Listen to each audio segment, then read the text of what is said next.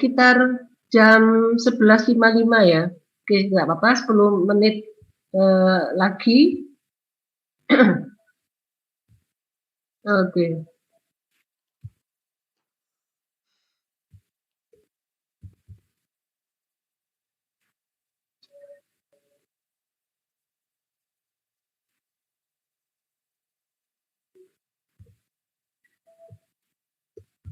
Oh, maaf, kok pegang PPT-nya. PPT-nya nggak bisa dibuka di sini.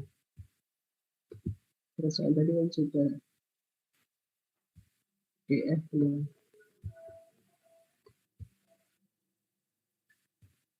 Oke, baik. Ini balik ke PDF.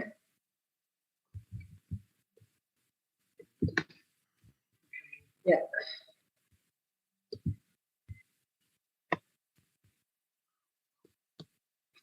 Oke, ya.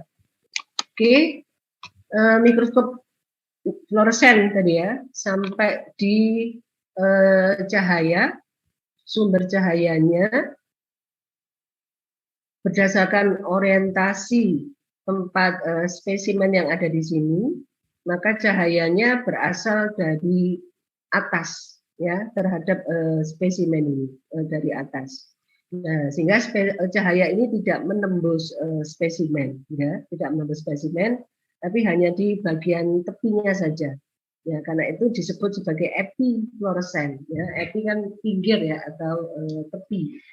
Nah, di bagian spesimen yang terkena gelombang eksitasi ini, cahaya eksitasi ini, ya, maka fluoresennya akan tereksitasi. Ya, fluoresen yang tereksitasi, ya, kemudian akan memancarkan cahaya emisi.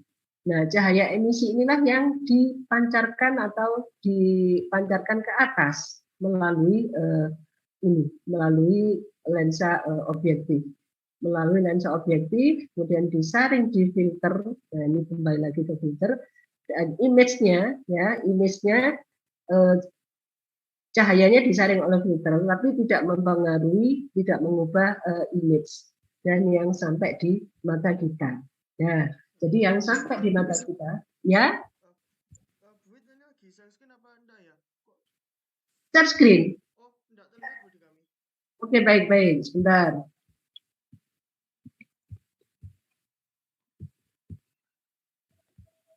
Ya, rupa-rupa gangguan. Oke, mohon bersabar.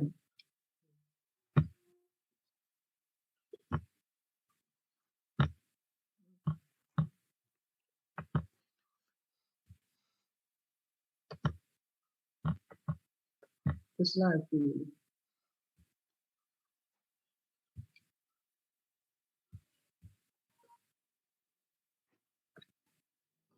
Oh, kok malah hilang?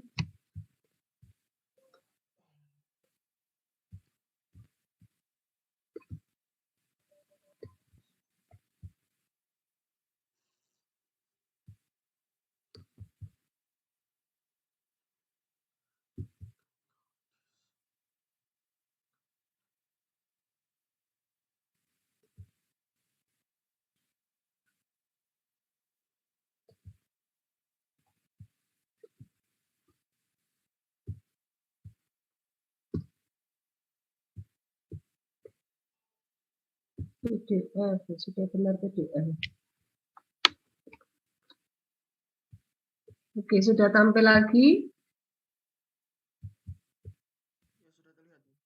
Oke, baik. Ya, saya ulangi lagi. Bila ada yang informasi yang tidak sampai, ya, mohon disampaikan. Oke, jadi untuk mikroskop fluoresen, sumber cahaya secara umum kita sebut sebagai gelombang eksitasi. Ya, spesifikasinya nanti kita sebutkan kemudian. Gelombang eksitasi disebut sebagai cahaya atau gelombang eksitasi karena cahaya ini adalah gelombang dengan energi tertentu yang bisa mengeksitasi molekul fluoresen yang ada di spesimen. Ya, disebut spesifik karena setiap molekul fluoresen itu hanya bisa dieksitasi oleh gelombang eksitasi tertentu. Jadi spesifiknya ada di sana. Jadi pemilihan gelombang eksitasi di sana. Gelombang eksitasi yang berbeda akan mengeksitasi fluoresen yang ada di spesimen, fluoresennya berbeda lagi, gitu ya. Nah, sehingga hal yang mendasar di sini adalah pemilihan filter yang ada di sini. Nah, filter ini yang ada di mikroskop fluoresen yang nanti akan menyaring gelombang eksitasi panjang gelombang berapa ya yang akan sampai ke spesimen. Ya, karena itu filternya ini untuk satu mikroskop itu dilengkapi biasanya 3 sampai 4 jenis filter. Satu filter itu spesifik untuk satu gelombang eksitasi, satu range gelombang eksitasi. Filter yang berbeda ya itu nanti ada menyaring gelombang eksitasi yang berbeda juga ya. Jadi sangat spesifiknya ada di sana. Nah, hal yang mendasar tadi yang dibandingkan dengan mikroskop konvensional bahwa gelombang eksitasi ini datangnya dari atas sampel ya, dari atas sampel ya, dan mengeksitasi molekul fluoresen yang dipunyai oleh sampel ya, sehingga sampel atau spesimen kita menghasilkan cahaya emisi atau gelombang emisi. Nah, gelombang emisi ini atau cahaya emisi inilah yang kemudian melalui lensa objektif ya, tentunya juga disaring kembali oleh filter yang ada di sini tanpa mempengaruhi image ya, dan kemudian sampai ke mata kita. Image-nya tetap terbentuk, namun cahaya ya, gelombang cahaya mana yang sampai itu nanti akan ditentukan oleh filter yang kita pakai ya. Jadi filter ini bisa kita ganti sesuai dengan kespesifikan dari molekul fluoresen yang ada di spesimen kita. Nah, ini perbedaan mendasar dari mikroskop konvensional dan mikroskop fluoresen. Ya, kalau di sini cahaya dari atas ini sampai ke spesimen di sini, ini cahayanya bisa ditutup juga. Ya, pada saat cahaya yang di sini ditutup, nah maka kita bisa bekerja dengan mikroskop dengan sistem konvensional. Ya. Bila bagian ini kita buka ya sehingga cahaya bisa kembali seperti ini, ya, maka kita bisa bekerja dengan mikroskop fluoresen ya, sehingga dalam satu mikroskop fluoresen itu yang konvensional tetap ada dan difungsikan, jadi membantu juga nanti menentukan menggeser spesimennya. Nah, dan yang bagian fluoresen juga ada dalam satu mikroskop yang sama ya, tetapi dengan light path ya jalurnya cahaya berbeda ya, jalurnya cahaya berbeda. Oke.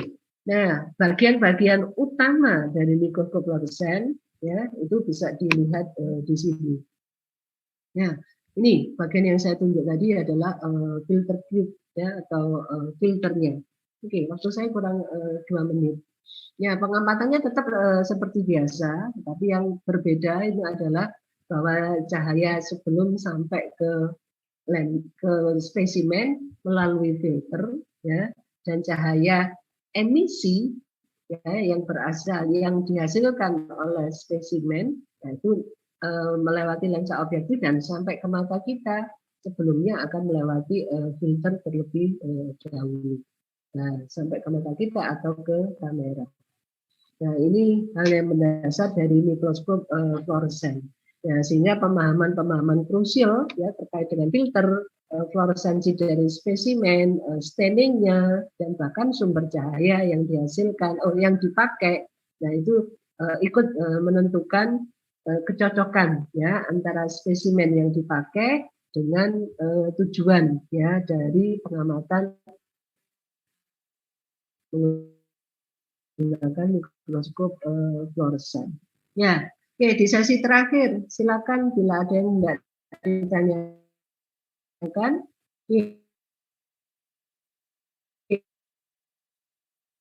Hari ini banyak Ibu Sri.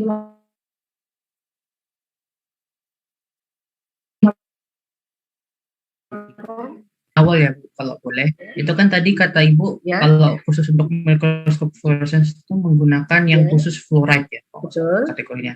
Itu artinya kalau dari segi kefokusan dalam artian tuh dari gerak gelombang, itu artinya nanti walaupun dia itu bisa mendapat gambar yang hasil fluorescence, tapi tidak setajam yang apa ya Bu, apokromat ya.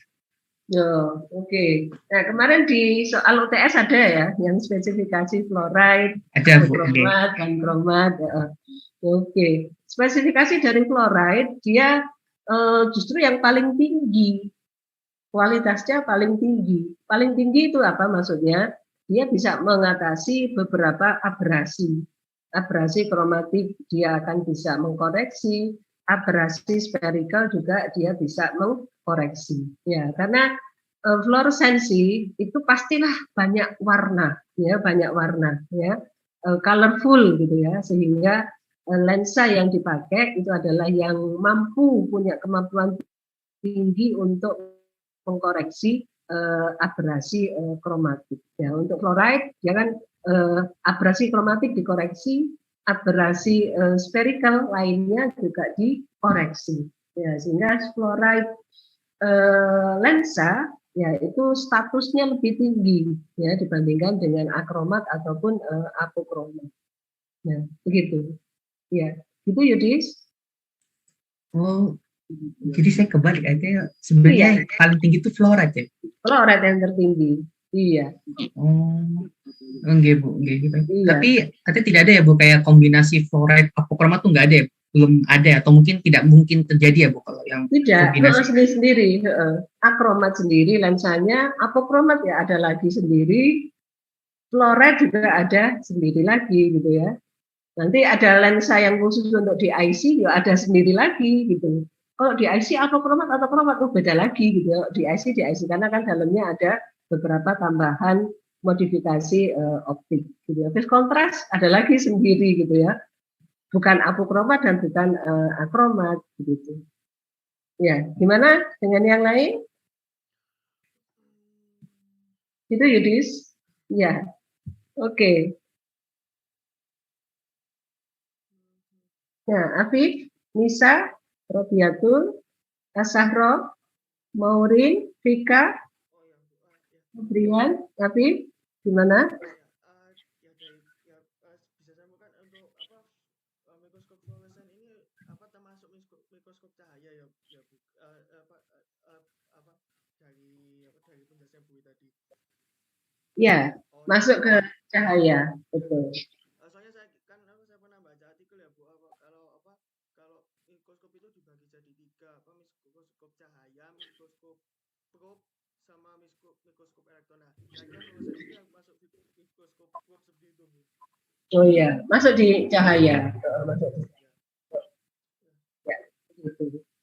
Baik, ya, waktu saya sudah lewat ya 1 menit ya, karena ada yang kegiatan kuliah yang lain gitu ya. Jadi kita akhiri hari ini, kita lanjutkan lagi Kamis depan. Oke, saya tawarkan untuk Kamis depan, kalau tidak keberatan, sebenarnya kita bisa kuliah di kelas gitu ya, semuanya 13 orang, ya, tanpa lewat Zoom. Pengalaman hari ini, meskipun di kampus saya kesulitan koneksinya naik turun gitu ya, sehingga banyak informasi yang mungkin tercecer di udara nggak sampai.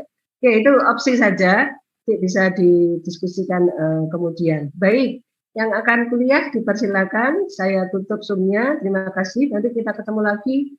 Maaf, jam berapa? Jam 2:30 ya?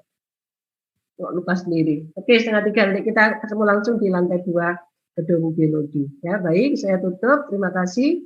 Tetap dipelajari PPT yang sudah saya share di PLM, sehingga nanti lebih mudah untuk berinteraksi untuk Kamis depan. Oke. Assalamualaikum warahmatullahi wabarakatuh. Waalaikumsalam warahmatullahi taala wabarakatuh. Terima kasih banyak. Terima kasih.